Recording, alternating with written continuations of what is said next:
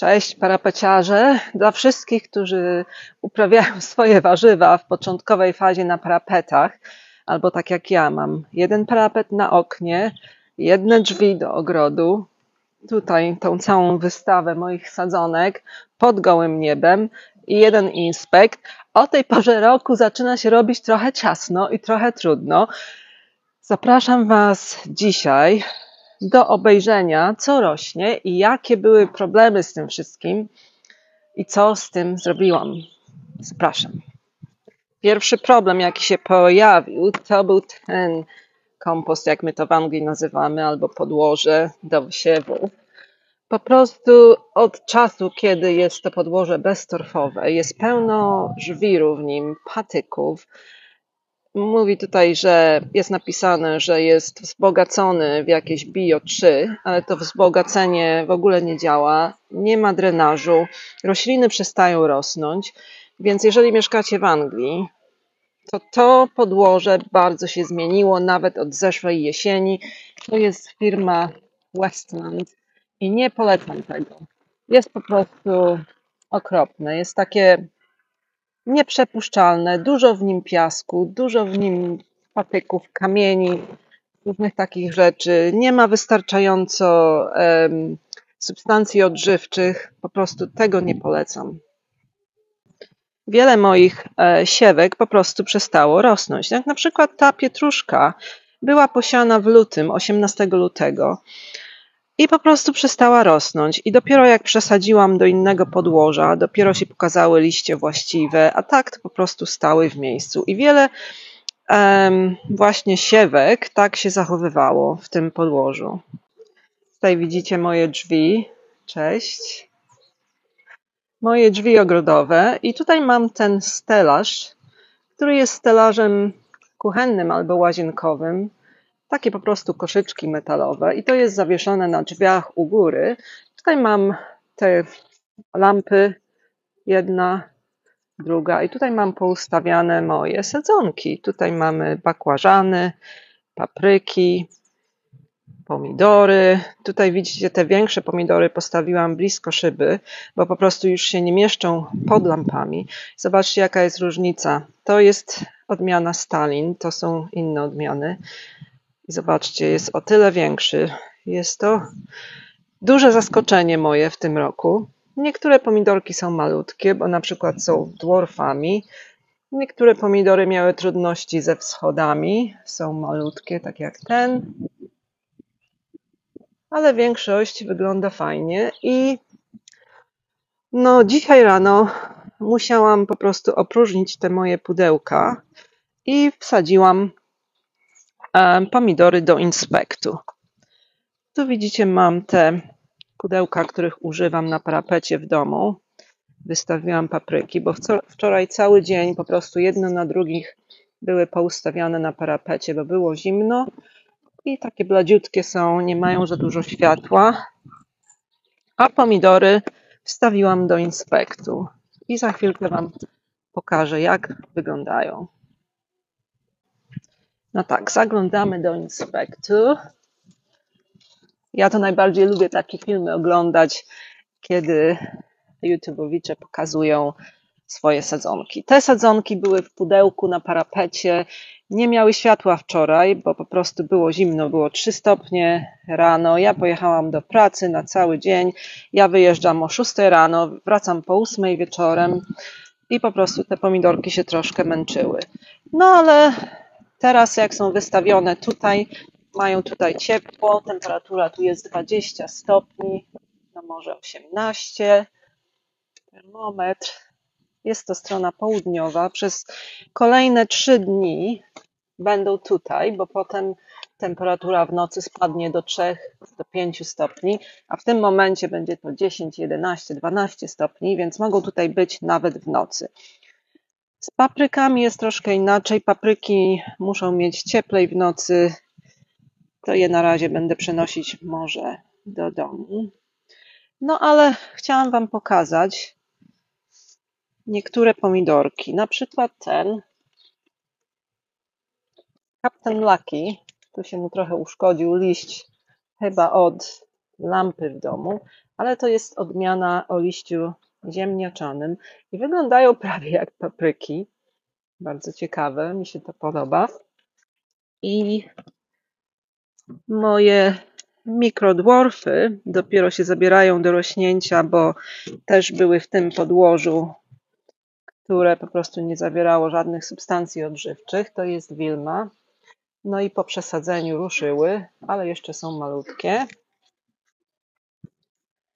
No i różne różniste odmiany. Czekam aż, tak jak z pacjentami, wiecie, czekam aż im się polepszy trochę stan zdrowia, jak są wystawione na więcej słońca, bo wyglądają dosyć lichutko, ale widzicie, one wszystkie były siane 18 marca.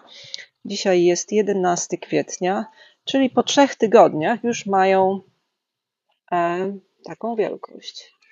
Zobaczcie, to jest na przykład odmiana Taxhorn Red and Yellow, czyli Taxhorn czerwony i żółty. Jest to odmiana dwukolorowa. I zobaczcie, jakie są korzenie. I nic się z tą sadzonką nie dzieje przez to, że jest przezroczysty kubeczek. Tutaj początkowo miały tyle podłoża, potem było dosypane. Widzicie, korzenie jeszcze po tej stronie nie są wytworzone tu u góry, ale po tej stronie już są. Czyli wytwarzane są z łodygi w tym momencie. I ja te pomidorki niedługo przesadzę do większych kubeczków, ale chcę najpierw zobaczyć, że wypełniają się korzeniami tutaj, bo nie ma sensu czegoś przesadzać, jeżeli nie ma takiej potrzeby i dawać za dużo ziemi, za dużo wilgoci, bo to nigdy naszym sadzonkom nie robi nic dobrego, za dużo wilgoci. No i to jest jeden z lepiej wyglądających pomidorków, bo był pod światłami. Po prostu jest grubszy, jest silniejszy, ma ciemniejsze liście, bo po prostu był pod lampą. Tu widzę, ziemiórka sobie chodzi. Mam ziemiórki i mam lepy, także nie jestem taką szczęściarą. Tutaj od strony wewnętrznej w mieszkaniu możecie popatrzeć sobie na pomidorki. Te mi się bardzo podobają. To jest Dwarf Grinch Cherry, czyli koktajlówka, która jest zielona. No zobaczcie, ma fajne liście ziemniaczane, jak na koktajlówkę. Wygląda bardzo ciekawie, prawie jak jakaś bylina albo kwiat. Bardzo ciekawie wygląda. Niektóre są lichutkie. Ten był w pudełku na parapecie bez światła. Tutaj Sungold F1, który był dosiany, ale niektóre są całkiem duże. Co ciekawego jeszcze Wam tutaj pokazać? Lucy Jam średniej wielkości w tym roku. A tutaj te dwarfy wyglądają całkiem, jak to się mówi po angielsku, cute.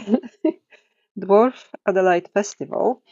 Te pomidorki to są karłowe, ale owoce będą normalnych rozmiarów, nie będą małe i one są po prostu hodowane i krzyżowane w taki sposób, żeby osiągnąć rozmiar gdzieś tak połowy pomidora wysoko rosnącego, ale już od początku, od stadium sadzonki widać, że będą niższe, bo są o połowę niższe w takim samym wieku.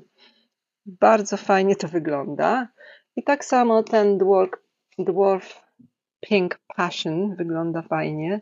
Taki malutki. I widzicie korzonki. Pomidory o liściu ziemniaczanym. Też lubię, jak wyglądają. To jest hercegowak. Jedna z tych odmian o olbrzymich owocach pomidora. Bardzo mi się podoba. Podobno, nie wiem, czy już to Wam mówiłam, te odmiany o liściu ziemniaczanym są bardziej odporne na choroby. Niektórzy tak mówią, a niektórzy mówią, że to nieprawda. Także nie wiem, jeżeli macie jakieś doświadczenie, jaka jest różnica pomiędzy pomidorem o normalnym liściu, tak jak ten, a pomidorem o liściu ziemniaczanym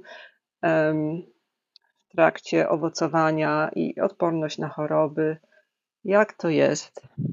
Także widzicie, tutaj zostawiłam dwie półki z pomidorami pod światłami, a wszystkie inne pomidory są w inspekcie na razie, dopóki noce są ciepłe. Tutaj mamy 3 bakłażany, 1, 2, 3, papryki, pomidorki, trochę papryki, 2 pomidorki. A tutaj posiałam melony. Jak widzicie, tu po prawej stronie mamy melon odmiany Emir F1. Tutaj mamy odmianę Alvaro. Wszystkie prawie te, większość z nich jest mieszańcami. Tu jest odmiana Edgar F1, dlatego że one po prostu lepiej rosną w angielskim klimacie.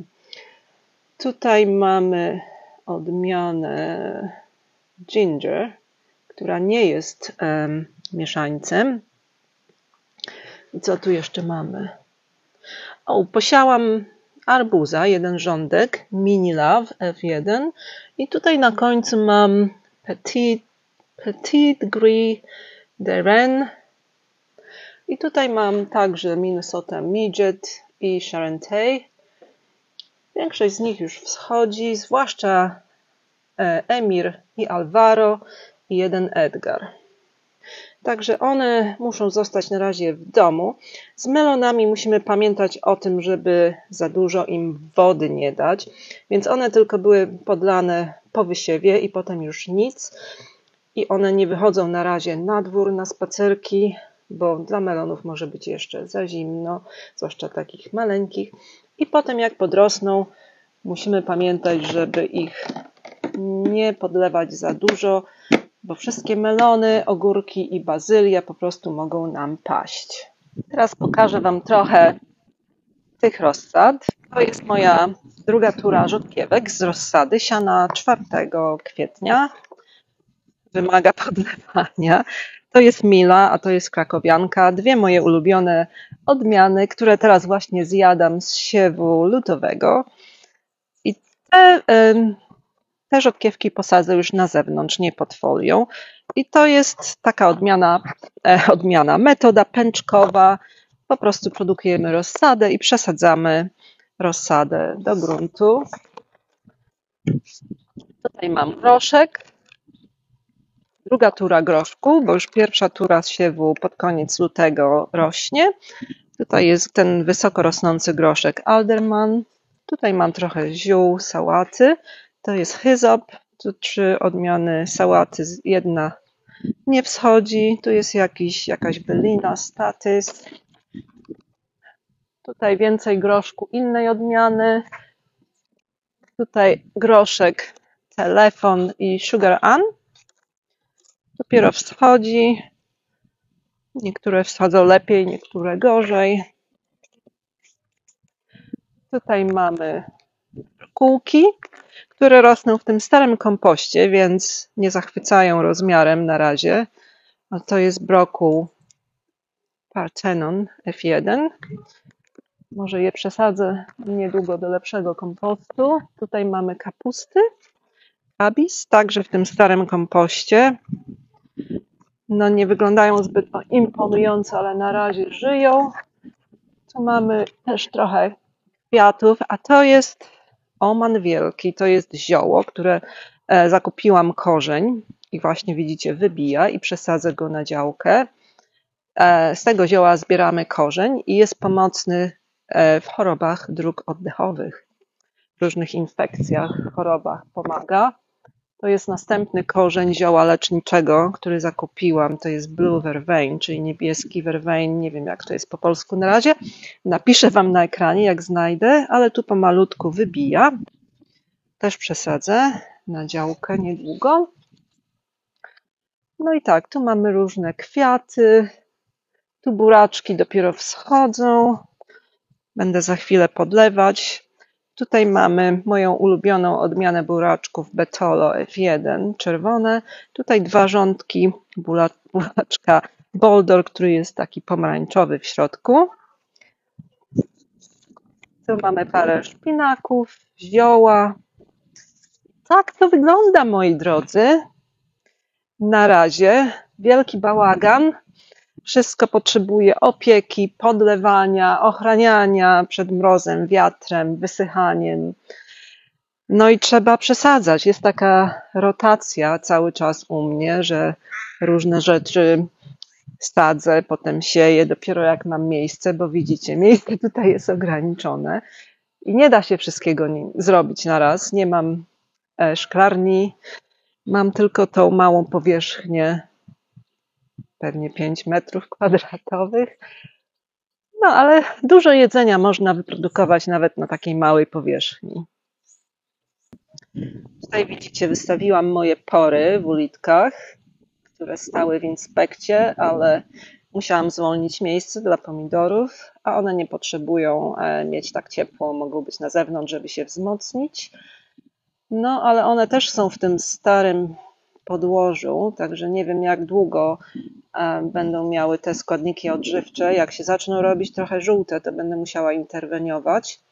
Muszę powiedzieć, że z moimi cebulami właśnie tak było, że przestały rosnąć i musiałam interweniować. Otworzyłam ulitki, one są wszystkie pod folią na działce, no i powkładałam je do nowego kompostu, który wiem, że jest lepszy. Także nie wszystko idzie dobrze czasami. Muszę wam powiedzieć i was pocieszyć, że nawet najlepszym ogrodnikom czasami nie wychodzi, bo nie zawsze jest to nasza wina. Czasami jest podłoże niedobre, czasami pogoda nie sprzyja, czasami przyjdą silne przymrozki późno i rośliny padają i nie ma co się załamywać. Zawsze jest następny rok, zawsze możemy coś dosiać, zawsze możemy coś uratować. Także ja zamordowałam już wiele sadzonek. W zeszłym roku moje melony wszystkie padły, nie urosły. W tym roku mam problemy z tym podłożem, cebula nie wiem jak się trzyma. Niedługo pojadę na działkę, coś wam nagram, jak te różne rzeczy na działce sobie radzą. Ale wiecie, nawet najlepszym ogrodnikom czasami nie wychodzi.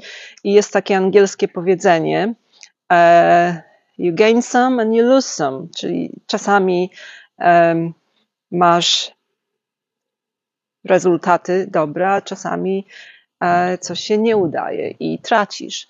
W tym wypadku nasze warzywa. I nie ma co się załamywać. Trzeba po prostu kontynuować. Mam takiego sąsiada na działce, który jest bardzo negatywnie nastawiony do wszystkiego i z nim to nawet nie ma co pozytywnie gadać, bo